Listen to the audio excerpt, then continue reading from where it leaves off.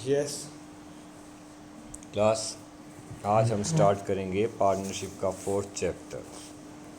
ठीक है, पार्टनरशिप का फोर्थ चैप्टर है साझेदारी का समापन। पहले चैप्टर में आपने देखा साझेदारी का परिचय, फिर आया था साझेदार का प्रवेश, फिर आई थी साझेदार की निवृत्ति रिटायरमेंट, और अब लास्ट में आ रहा है साझेदारी फर्म का समापन। एग्ज़ाम के पॉइंट ऑफ व्यू से ये चैप्टर जो है वो 5 नंबर का है। 5 नंबर के प्रश्न इसमें से पूछे जाएंगे जो 4+1 का कॉम्बिनेशन रहेगा। एक 4 नंबर का प्रश्न आता है और 1 नंबर का प्रश्न आता है। 5 नंबर का आएगा, 4 नंबर का न्यूमेरिकल, 1 नंबर का थ्योरेटिकल। पार्टनरशिप का सबसे आसान पार्ट है ये, सबसे आसान मतलब फर्स्ट चैप्टर से भी ज़्यादा इजी चैप्टर है ये, कि साझेदारी फर्म का समापन क्या है और उस पर लेखांकन किस प्रकार से किया जाता है। ठीक है, चलिए अब थोड़ा जो थ्योरेटिकली है हम इन सब को समझते हैं। फर्म के समापन का अर्थ क्या है। सबसे पहले तो साझेदारी अधिनियम की धारा 39 के अनुसार किसी फर्म के समस्त साझेदारों के मध्य साझेदारी का समाप्त हो जाना क्या कहलाता है, साझेदारी का विघटन कहलाता है। मतलब एक साझेदारी फर्म में सभी साझेदारों के मध्य यदि साझेदारी समाप्त हो जाए या फर्म के सभी साझेदार फर्म का जो कार्य है वो पूर्णतः क्या कर दें, बंद कर दें, तो ये क्या कहलाता है, साझेदारी फर्म का समापन कहलाता है। जब फर्म के समस्त साझेदारों के मध्य संबंध क्या हो जाए, समाप्त हो जाए, तो ये क्या कहलाता है, साझेदारी फर्म का समापन। फर्म का समापन नोट करेंगे, फर्म का समापन कहलाता है। अब साझेदारी का समापन एक अलग है। फर्म का समापन का मतलब क्या है कि फर्म का पूरा बिजनेस ही क्या हो जाएगा, वाइंड अप हो जाएगा, क्लोज, शटर डाउन कर देंगे परमानेंट, तो ये फर्म का समापन है। अब साझेदारी का समापन क्या होता है, जब एक साझेदार का अन्य साझेदारों से संबंध समाप्त हो जाए तो वो कहलाता है साझेदारी का समापन। जब सभी साझेदारों का संबंध एक दूसरे के साथ खत्म हो जाए तो वो है फर्म का समापन। और जब किसी एक साझेदार का अन्य साझेदारों से संबंध समाप्त हो जाए तो वो क्या कहलाता है, साझेदारी का समापन कहलाता है, क्योंकि उसमें एक पार्टनर चला जाता है, बाकी सब फर्म में क्या करते हैं, काम करते हैं, बने रहते हैं। तो ये दोनों अलग अलग वर्ड हैं। साझेदारी का समापन मतलब पूरा कंसेप्ट, पूरा सिस्टम ही क्या किया जाएगा, शट डाउन कर दिया जाएगा।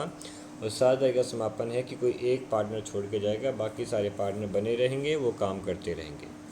तो साझेदारी का समापन है जब एक साझेदार का अन्य साझेदारों से संबंध विच्छेद हो जाता है तो वो क्या कहलाता है, साझेदारी का समापन कहलाता है। ठीक है, अब आते हैं फर्म के समापन के प्रकार। कितने टाइप से हम फर्म को समाप्त कर सकते हैं। नंबर 1 है समझौते द्वारा समापन। ठीक है, समझौते द्वारा समापन का मतलब क्या है कि सभी साझेदारों ने एक समझौता किया है।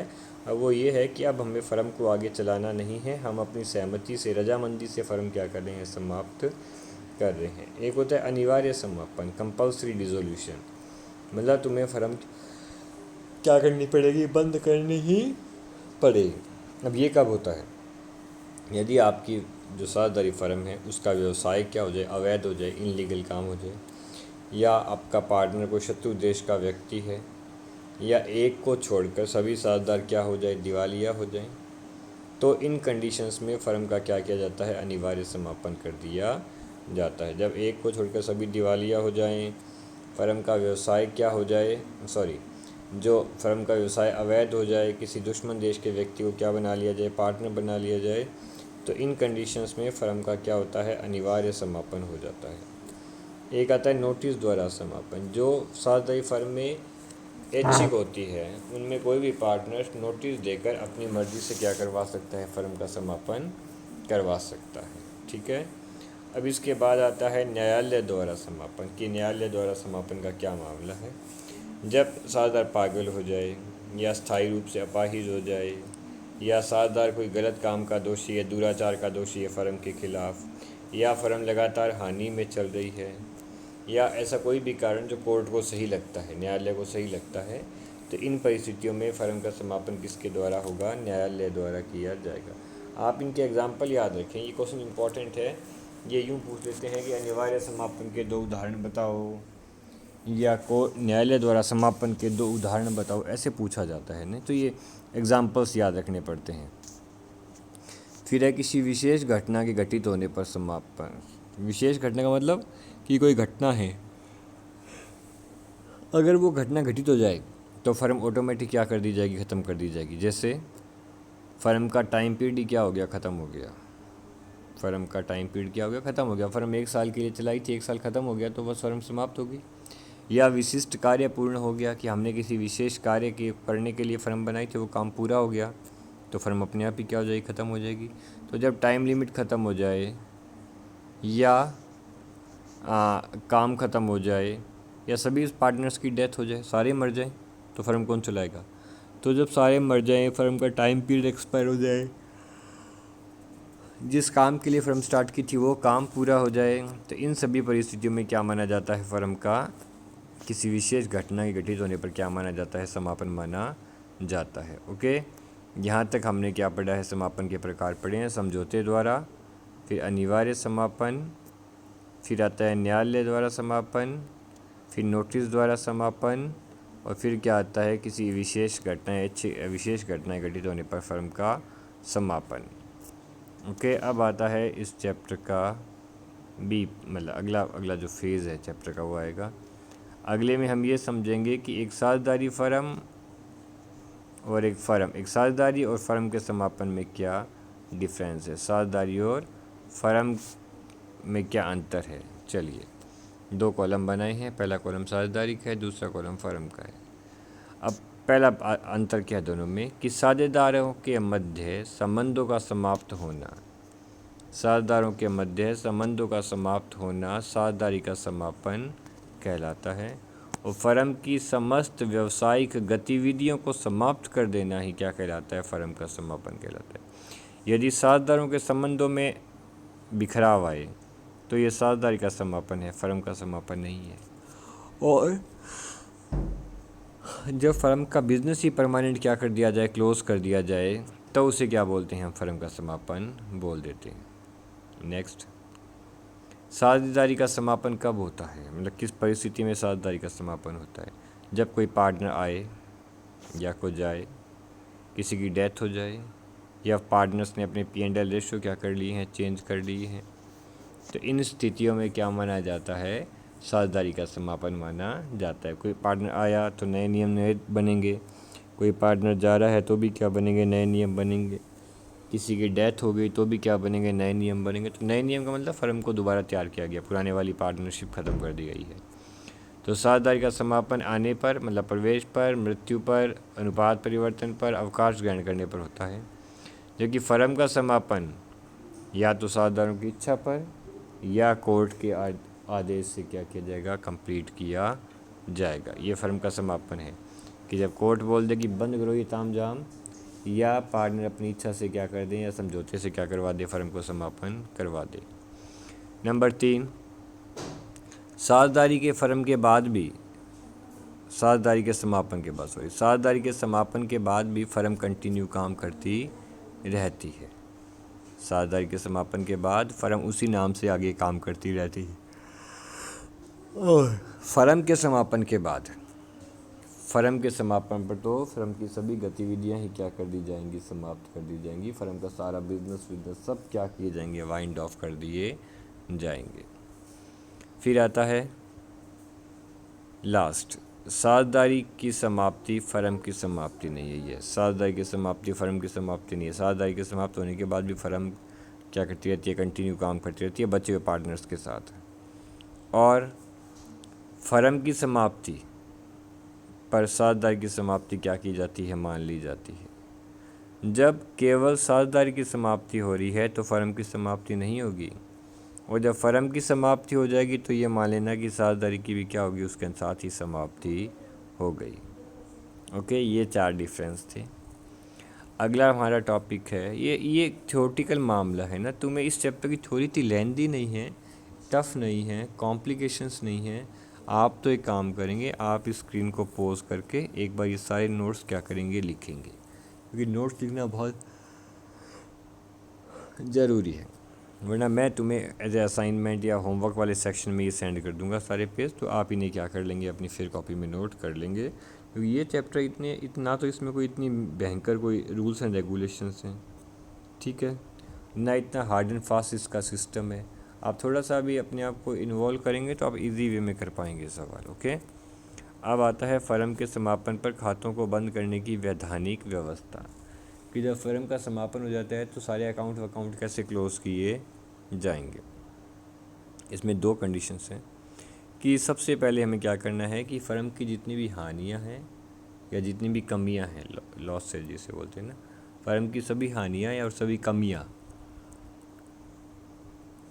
ये सब सबसे पहले लाभों में से क्या की जाएगी, पूरी की जाएगी। हानियां सबसे पहले लाभों में से कटेंगी, फिर मान लो लाभ भी कम पड़ गए तो पार्टनर्स की पूंजी में से काटी जाएंगी, और पार्टनर्स की पूंजी भी कम पड़ेगी, लॉस ज़्यादा है, तो फर्म अपने पार्टनर से क्या कमाएगी, एक्स्ट्रा धन मंगवाएगी, और उस एक्स्ट्रा धन से क्या किया जाएगा, दायित्वों को पूरा किया जाएगा। तो आप ध्यान रखें कि फर्म के समापन के समय जितनी भी कमियां हैं, जितने भी लॉसेज पड़े हैं पुराने, वो सबसे पहले लाभों में से कटेंगे, उसके बाद किस में से कटेंगे, साझेदारों की पूंजी में से कटेंगे, और पूंजी सब कम पड़ जाए तो साझेदारों को अपने घर से क्या लाना पड़ेगा, पैसा लाना पड़ेगा, किस काम के लिए, हानियों को अपलिखित करने के लिए। ओके, फिर आता है कि फर्म के समापन पर जब संपत्तियां बेची जाती है, फर्म का समापन का क्या सेंस है, फर्म के समापन का मतलब ये होता है कि फर्म के समापन पर फर्म की समस्त संपत्तियां क्या कर दी जाएंगी, बेच दी जाएंगी, फर्म की सारी एसेट्स क्या कर देंगे, हम बेच देंगे, और उन एसेट्स को बेचकर जो पैसा आएगा, उन एसेट्स को बेचकर जो पैसा आएगा उससे क्या किया जाएगा, दायित्वों का भुगतान किया जाएगा। तो ये दायित्वों के भुगतान का भी एक क्रम है, एक ऑर्डर है, आपको वो ऑर्डर ही क्या करना है, यूज़ में लेना है। ये प्रश्न अगर परीक्षा में आ जाए कि समापन के समय संपत्तियों के विक्रय की धनराशि कैसे काम में ली जाती है, तो ये ऑर्डर है, आप इस ऑर्डर में क्या करेंगे, इस आंसर को लिखेंगे। नंबर 1, जितना भी पैसा आया है, ठीक है, उससे सबसे पहले सुरक्षित ऋणों का क्या किया जाएगा, भुगतान किया जाएगा। सुरक्षित ऋण का मतलब है कि वो लोग जिनके पास हमने अपनी संपत्तियां गिरवी रख के उनसे क्या लिया है, लोन लिया है, तो अगर आपको अपनी संपत्तियां छुड़वानी हैं तो आपको उनके सारे लोन क्या करने पड़ेंगे, पेड करने पड़ेंगे। तो ये सबसे पहला है कि सबसे पहले आप आए हुए पैसे में से सुरक्षित ऋणों का क्या करेंगे, भुगतान करेंगे, जिससे अपनी संपत्तियों को वहाँ से क्या करवाया जा सके, फ्री करवाया जा सके। फिर आता है असुरक्षित ऋणों का भुगतान। असुरक्षित ऋणों का मतलब ऐसे ऋण, ऐसे लोन जिनके बदले कोई संपत्ति गिरवी नहीं रखी गई है, ठीक है। उसके बाद आता है साझेदारों के ऋणों का भुगतान, कि यदि फर्म ने अपने ही किसी पार्टनर से क्या ले लिया है, लोन ले लिया है, तो उसका पेमेंट कैसे किया जाए। उसके बाद साझेदारों की पूंजी वापसी, यदि किसी पार्टनर ने फर्म से पूंजी क्या ली थी, उधार ली थी, तो साझेदारों के ऋणों का भुगतान का मतलब है कि यदि फर्म ने अपने ही साझेदारों से कोई लोन वोन लिया था तो उनका क्या किया जाएगा, भुगतान किया जाएगा। उसके बाद साझेदारों की पूंजी क्या की जाएगी, वापस लौटाई जाएगी, और उसके बाद भी कोई धन बचता है वो साझेदारों के लाभ हानि अनुपात में क्या किया जाएगा, बांट दिया जाएगा। तो आप इसे इस ऑर्डर में याद करेंगे भाई। सबसे पहले सुरक्षित ऋणों का भुगतान, फिर असुरक्षित ऋणों का भुगतान, फिर पार्टनर्स लोन का भुगतान, फिर पार्टनर्स की कैपिटल का भुगतान, और लास्ट में अगर कुछ बच गया, जरूरी नहीं कि बचे, कुछ बच गया तो वो पार्टनर्स में क्या किया जाएगा, डिस्ट्रीब्यूट कर दिया जाएगा। ओके, तो ये था समापन के समय आपके खातों को खातों को बंद करने की वैधानिक व्यवस्था, की जो खाते खुले हुए हैं उन्हें किस तरीके से क्लोज़ किया जाएगा। ओके, अब अगले वाले फेज़ पे आते हैं। आज तो आपको ऐसे ही लगेगा सारी स्टोरी सुननी पड़ेगी। अब आता है कि फर्म के समापन पर लेखांकन प्रक्रिया क्या, यहीं से तुम्हारे न्यूमेरिकल जो है वो आने स्टार्ट हो जाएंगे। फर्म के समापन पर लेखांकन प्रक्रिया, फर्म के समापन पर निम्न खाते क्या किए जाते हैं, खोले जाते हैं। नंबर 1, रियलाइजेशन अकाउंट, ठीक है। अब रियलाइजेशन अकाउंट क्या मामला है, कैसे बनेगा, क्या नियम है इसके, वो देखेंगे। तो फर्म के समापन के समय संपत्तियां क्या की जाती है, फर्म की बेच दी जाती है, और उन संपत्तियों को बेचकर जो धन इकट्ठा होगा उससे फर्म के दायित्वों का क्या किया जाएगा, भुगतान किया जाएगा।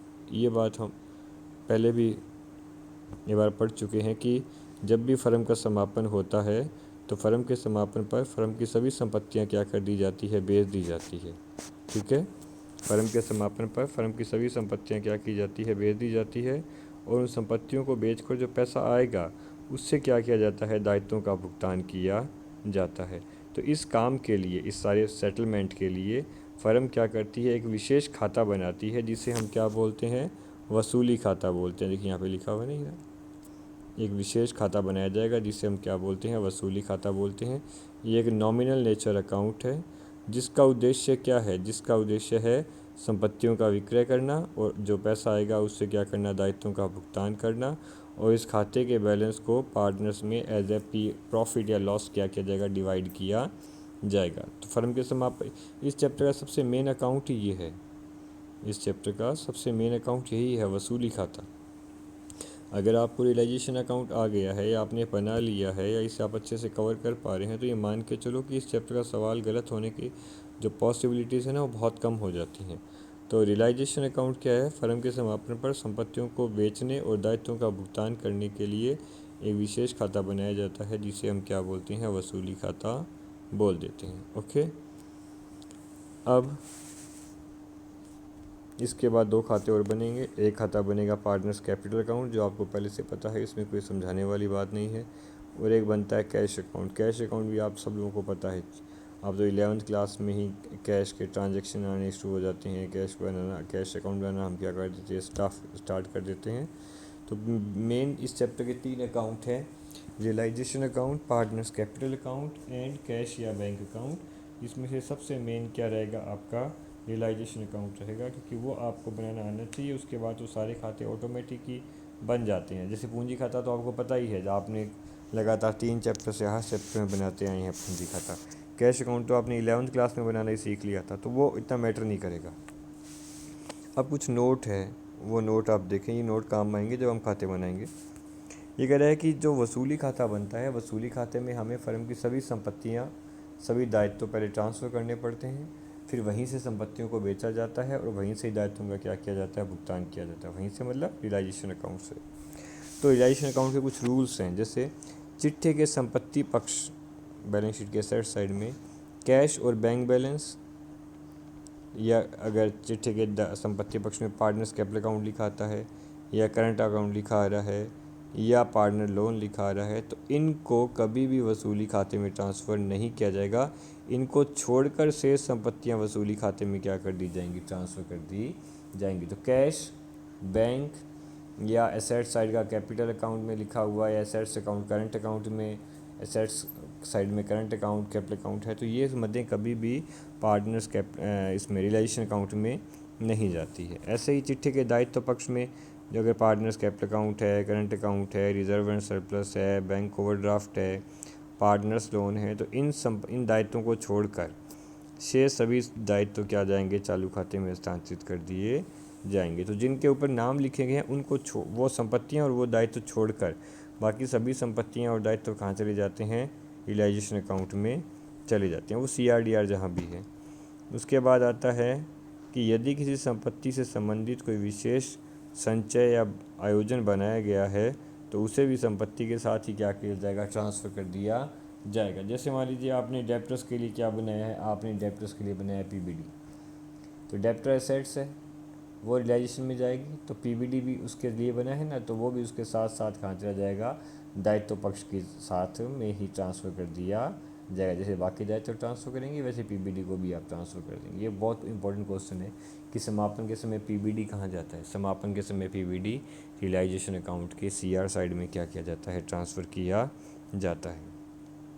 ओके, तो यहाँ तक ये ध्यान रखेंगे कि यदि किसी संपत्ति से संबंधित कोई विशेष संचय या आयोजन खाता बनाया गया है तो उसे भी उस संपत्ति के साथ वसूली खाते में ही क्या किया जाता है, ट्रांसफ़र कर दिया जाता है। ओके, अब अगले पेज पे आपको वसूली खाते का पूरा क्या मिल जाएगा, फॉर्मेट मिल जाएगा कि कैसे वसूली खाता बनता है, उसका क्या प्रारूप है, ये सारा आप देखेंगे एक बार। ये इंग्लिश वाला नोट आप नहीं पढ़ेंगे तो भी चलेगा, वो ऊपर जो आपको हिंदी में यहाँ बताया है ना, ये देखिए जो आपको ऊपर, एक्सक्यूज़ मी, ये जो आपको ऊपर हिंदी में बताया है वो नीचे यहाँ इंग्लिश में लिखा हुआ है। ओके, अब आता है वसूली खाते का प्रारूप। वसूली खाता नाममात्र खाता है, ठीक है।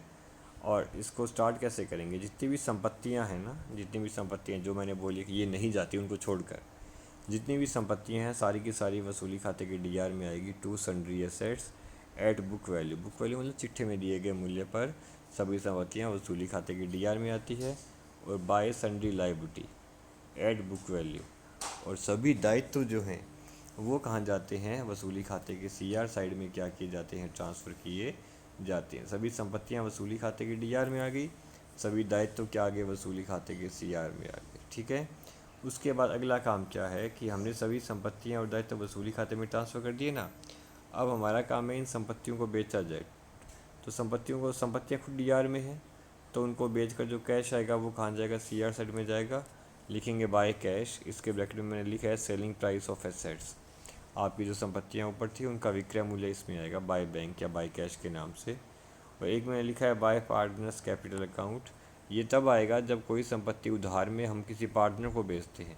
देखिए अगर नकद में बेचा है तो बाय बैंक से एंट्री बनेगी संपत्तियों के विक्रय की, और यदि संपत्ति उधार में बेची है किसी पार्टनर को बेची है तो उस पार्टनर के नाम से एंट्री कर जाएगी, या उस पार्टनर के अकाउंट को क्या किया जाएगा, डेबिट किया जाएगा। ओके, बाकी कोई आदमी अगर कोई थर्ड पार्टी संपत्ति खरीदेगी उसे तो नकद में पैसा देना पड़ेगा भाई। ये सुविधा केवल पार्टनर्स के लिए कि वो समापन के समय फर्म से उधार खरीद सकते हैं। ऐसे ही फर्म की लायबिलिटी पेड ऑफ की जाएगी। अगर फर्म की लायबिलिटी फर्म खुद चुकाती है तो हम लिखेंगे टू बैंक कि सारा पैसा हमने चुका दिया जिसका बनता था। और यदि कोई भी दायित्व किसी पार्टनर ने चुकाया है तो हम लिखेंगे to partners capital account. Okay, firm खुद चुकाती है पेमेंट तो टू बैंक आता है, फर्म खुद बेचती है तो बाय बैंक आता है। यदि मामला पार्टनर ने एड्रेस किया है तो बस वो उसके नाम से क्या बना दी जाएगी, एंट्री बना दी जाएगी। ओके, और सबसे लास्ट में क्या निकलेगा, इस खाते का बैलेंस निकलेगा। अगर सीआर का योग ज़्यादा है तो डीआर में लिखेंगे to P&L, sorry to partners capital account, और प्रॉफिट को फिक्स रेशियो में क्या कर देंगे, डिवाइड कर देंगे। और यदि अगर डीआर का योग ज़्यादा है तो सीआर में लिखेंगे बाय कैपिटल अकाउंट, लॉस की राशि को सभी 7,000 में क्या किया जाएगा, विभाजित कर दिया जाएगा। ओके, ये है इस चैप्टर का पूरा थ्योरेटिकल कंसेप्ट। एक छोटा सा टॉपिक और बचा है, वो हम क्या करेंगे अपने नेक्स्ट वीडियो में समझेंगे। पहले कुछ सवाल स्टार्ट करेंगे, कल कुछ एक आधा न्यूमेरिकल करेंगे, और उसके बाद जैसे जैसे आगे बढ़ेंगे वैसे वैसे जो थ्योरी आती रहेगी, न्यूमेरिकल चलते रहेंगे, तो बार बार जितना पढ़ लिया है उसके सवाल करवा दिए जाएंगे, फिर आगे वाला टॉपिक रीड करके उसके न्यूमेरिकल क्या कर लेंगे, सॉल्व कर लेंगे। Okay class, thank you.